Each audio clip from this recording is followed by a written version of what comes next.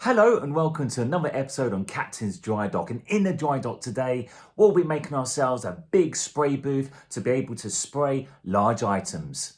Let's make it real.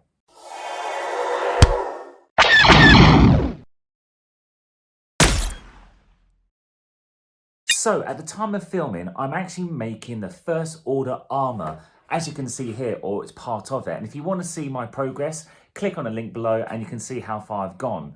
The only issue about this Armour is actually being able to paint it because it's so big compared to any other things I've actually painted before, which is generally just desktop size. But something like this, where am I going to paint it? Now, I currently live in a 2-bedroom apartment with a balcony. We recently decorated that balcony and I don't want to mess it up by getting overspray everywhere. And it's open to the elements, to the winds, because as I spray, the spray goes the other way. And especially if I want to do a big surface, I want to get a nice finish. Now, I can't do it inside. There's not enough room to be able to make my own spray booth indoors either. So there's plenty of examples out there of desktop extractors and spray booths. But for something this size, I'm going to need something bigger. My solution is getting hold of a tent. Because it's an enclosed space, I can fold it up, especially the collapsible tents, and pop an extractor in there. Now, this is a simple piece, but I have to be very careful. It's very powerful, very cheap as well. Then I need some wadding. So with all that paint, I don't want to just put that paint outdoors. I want it to be collected in the wadding, and that's going to go over the extractor. And stop that from getting sucked through the extractor, I'm going to actually have to use some gauze as well. So that's going to protect the extractor as it's pumping out the air from the tent outwards. So with that, I also need some ducting or piping, the kind that you get with a tumble dryer, where it gets that air and then pushes it out the window. And the only other thing I need is some gaffer tape to tape it all together. Now, I was going to actually make a 3D file of a bracket to fix the actual inline extractor into the tent. But I thought to myself, I didn't want to over-engineer this. This is a quick, dirty fix to a problem. So the major part of a spray booth is the fan, or this, should I say, the inline fan. This is pretty powerful and it's pretty cheap. So air goes in through here and is blown out here. But as you can see, there are no guards or protection here other than these fins here, and that's something I'm going to address in this build. Also, with this particular fan, it really is back to basics. There is no on and off switch. The on and off switch is actually the plug. As soon as I plug it in, it will turn on, and I have to unplug it to turn off. I think in a later modification I will actually add a on switch, but for now I'm just going to sort out all the protection and get that all sealed up. Now to make some modifications to this. So that's going to be the exterior. The air goes this way, and this is the interior. And what I need to do is put on some wadding. So what this does, it actually picks up any like paint particles being sucked in through the fan and captures it in here, and every so often take this off and throw it away. But I can't just put that there and just attach it, because it's like a vacuum cleaner that is going to be sucked in like so and just damage the fan. So just got some metal mesh. I just had some offcuts, and all I'm doing is just shaping it around the entire fan. It's not exactly neat, it just needs to do the basic job of stopping the mesh from going through. So this is a ducting I mentioned, where it comes from a tumble dryer, or should I say I just bought it. It's only about a meter length, and this is exactly 6 inches in diameter, exactly the same as this, and I can actually just fit it over the exit. All I need to do now is just get some duct tape and make a nice seal all the way around. Ta-da! Yes, it's not pretty, but it works. I think I'll do a Mark II and make it really tight and make it look better, but I just need it to do a job. So here we go. So we've got the wadding here that's attached with elastic bands, and also it's held in place with the metal gauze. Then you've got the piping, the ducting coming all the way around here, and all held together, and just make it a little bit neater. It's completely taped up with white duct tape. Now for the test. Okay, so you won't be able to see the air coming through, but I'll use a little bit of wadding so you can just see how powerful it is. So 3, 2, 1. There we go. Now feeling that, it makes me feel that I'm right next to an air conditioning unit, a powerful one, and that's going to be more than enough to be installed into my oversized spray booth and protect me and also the items that I'm going to be spraying later.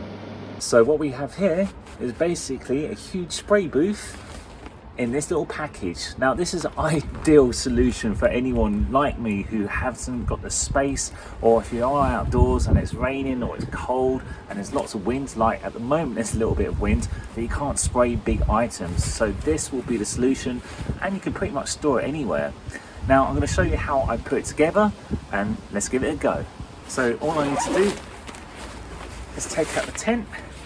Now this tent I've got off of Amazon, but I was trying to find one for eBay, just get one for 5-10 quid, but I was impatient and I needed a pop-up stand-up tent. Now you can use any type of tent, but I like this one because I can collapse it and pop it away and it doesn't take too much room. Now let me just erect it.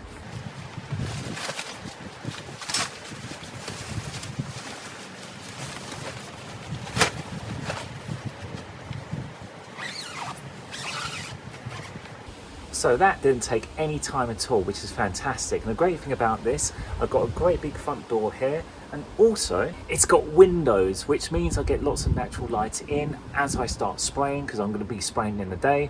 And if I wanted to, I can just hang an LED from the inside as well. So let's put the extractor in. So in my bag of wonder, here's the finished extractor. As you've seen, here's some ducting there. It's all staying together quite well, even though it's been rough towels inside the bag. But so what I'm going to do, I was going to actually make some brackets for this and make a hole in the tent and just secure it firmly. But I think for the time being, for the Mark 1, I just want to see if it all works out. So I'm going to have this on the inside, the extractor bit, and I'm going to have the ducting coming outside, so it's going to push all that dust and air outwards. Or should I say, a lot of the dust is actually going to be collected here, but all the air is going to come out here, and I'm just going to have it like that. So all I'm going to do is just rest the extractor in here and just have the piping out here, and that's it. And I think if I'm going to make a Mark II, I'll make some brackets for this and perhaps fix it on the side of the tent, and it also stands a little bit higher from the ground as well.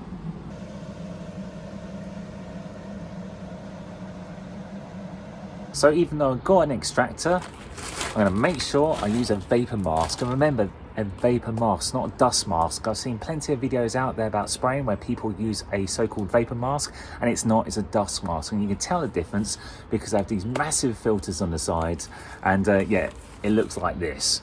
So yeah, make sure I wear a vapor mask, or it means that I'm probably going to collapse in there, or my lungs are going to collapse. So always safety first.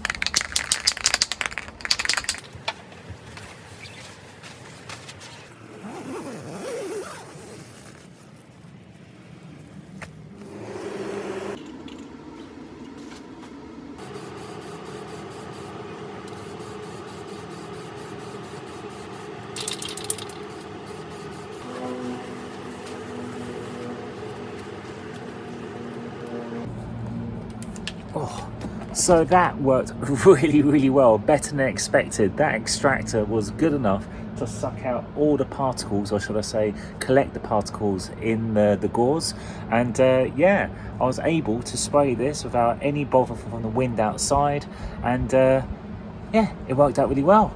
I'd say a couple more coats and we're done. And now it's all in the case of putting it all away, which is a great thing about this. It's so quick and easy to fold back up and just store it away.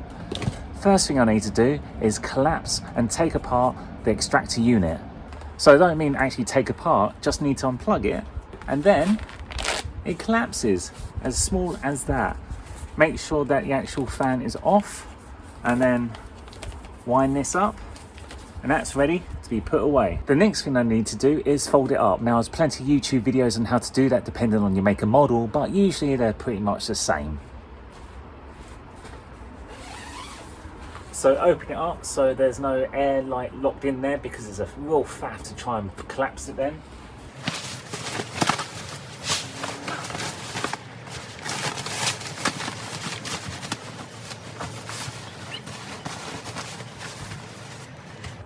And it's as easy as that, and it goes straight in the bag.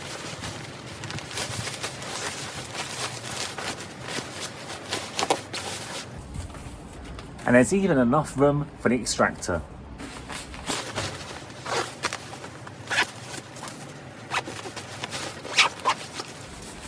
And there you go, your very own portable outdoor spray booth with Extractor.